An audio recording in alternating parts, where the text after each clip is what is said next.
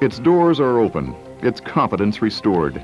The First Interstate Tower is back in business with a new lease on life. This 62-story steel and glass structure is a Los Angeles landmark. Although constructed in the early 1970s, the First Interstate Tower remains the city's tallest building.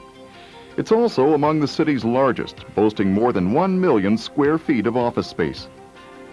As the building's 3,500 bank employees and tenants begin returning to their offices, little evidence remains of the event that displaced them for 4 months. Little evidence, apart from the full-scale reconstruction efforts in progress on floors 12 through 16 above. Just 4 months earlier, these floors played host to the worst high-rise fire in LA history. At 10:37 p.m., the Los Angeles City Fire Department received 3 separate 911 calls reporting a fire at the First Interstate Tower. By the time firefighters reached the scene 3 minutes later, 30-foot flames raged out of shattered windows on all 4 sides of the tower. The intense heat blew out windows on the 13th and 14th floors, spreading the blaze and slashing the very hoses needed to contain it. For the next 3 hours and 39 minutes, more than 300 firefighters from 60 companies would battle a fire that many feared might never die, to save a landmark that many feared might topple to the ground. It had to be one of the most frightening fires to fight, because clearly in many cases burning below the people, above the people, and everything around them was falling down on them. They had, in many cases, no idea of whether the structure was failing. I talked to numerous people who felt that the place that you were fighting that fire at was the place you were going to die. That's a terrible commitment. At its height, the fire generated temperatures of over 2,000 degrees. The intense heat melted metal fixtures and vaporized plastic office furniture. But by 2:19 a.m., the inferno had succumbed to the courageous efforts of the firefighters and the 500,000 gallons of water they used to beat back the flames. When the smoke cleared, the First Interstate Tower was left with a gaping hole in its midsection and serious questions about its continued structural integrity. Albert Urkel is the structural engineer who designed the First Interstate Tower.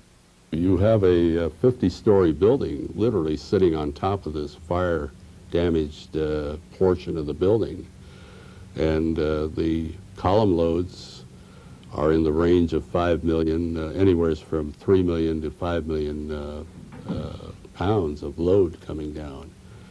It's extremely important that these columns remain intact during the fire. Otherwise, there could be collapse of the structure. On the burned-out floors, destruction was everywhere. The fire had reduced nearly 2 acres of plush office space to steaming mounds of twisted rubble. Yet amid the debris were encouraging signs that the structural frame had survived the attack. The fireproofing material applied 16 years earlier had remained in place throughout the fire. That fireproofing was Monokote, manufactured by W.R. Grace & Company, and specified as a fire protector in buildings around the world. We generally specify or recommend the use of Monokote for many reasons. One, of course, is that it's a material that's easy to apply, and we end up with a product that has a very good surface. That is to say, it's a hard surface, and it isn't easily brushed off during construction processes. Monokote is a cementitious material that's sprayed directly onto steel assemblies, such as beams, columns, floors, and roof decks. Once applied, Monokote hardens to form a protective shield that prevents a fire's searing heat from warping or weakening these critical structural assemblies. All brands of structural steel fireproofing are designed to perform in laboratory conditions, but the critical quality advantage of Monokote fireproofing is its in-place performance. That is, its performance in the real world, under job site conditions and in fire emergencies. If you think about it, if your fireproofing falls off the beam or some construction tradesman knocks it off, your fire protection goes with it. In-place performance refers to Monokote's ability to remain intact and firmly bonded to structural assemblies despite accidental impact or abrasion from tradesmen, equipment, or building tenants. More important, It refers to Monokote's ability to stay in place under conditions of extreme heat and destruction, such as those found during the firefighting at the First Interstate Tower. Donald Anthony, Deputy Chief of the Los Angeles City Fire Department, was in charge of the command post during the First Interstate blaze. In looking at it afterwards, the vertical columns that really support the weight of the building, the very large steel I-beams, in fact, their integrity was almost unbroken. All of the Monokote was still on the beams. Chief Anthony's analysis was verified by the building's structural engineers. The morning after the fire, we were asked to give an opinion as to the safety of the building. So we climbed up to the fire floors, which were from the 12th to the 16th floor, and we examined the steel structure. As we got into the fire areas, the fire floors, I was pleased to see that the fireproofing had been virtually intact. There was some of it blown off on very small areas by the stream of fire hoses, but almost 99% of the fireproofing was in place. It had been blackened, it had been burned, but it apparently had survived quite admirably the fire and had done its job. When a fire stretches on for nearly 4 hours, as it did in the case of the First Interstate tragedy, superior in-place performance must be matched by superior fire resistance. I think the passive protection, your Monokote, the protection of the skeleton, the steel of the building, I think was very effective. Within days after the fire, the Department of Buildings and Safety, along with teams of structural engineers and certified metallurgists, scoured the building for signs of stress or damage. Every beam and every column was tested. All the welds were tested.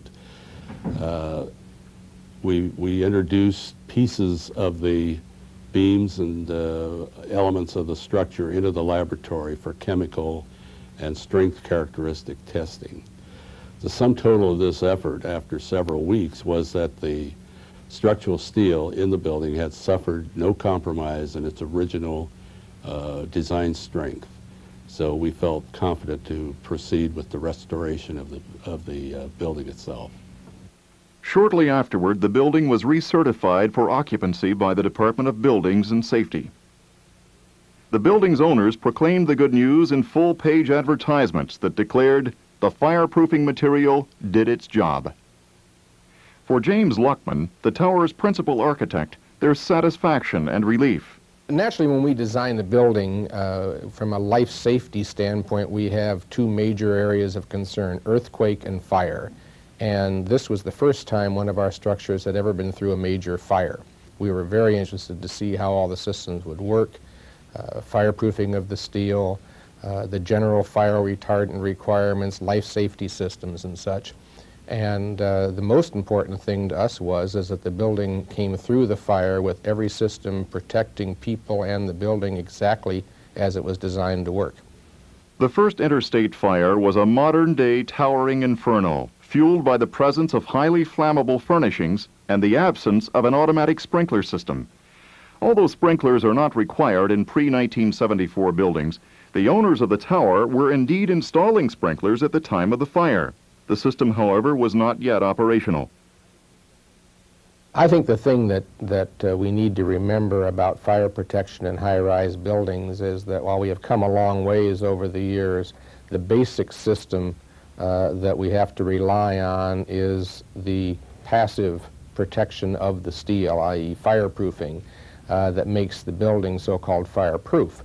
And the things that are additive to that, such as sprinkler systems and alarm systems, add a great deal of safety to the building. Certainly sprinkler systems do, and they belong in high-rise buildings.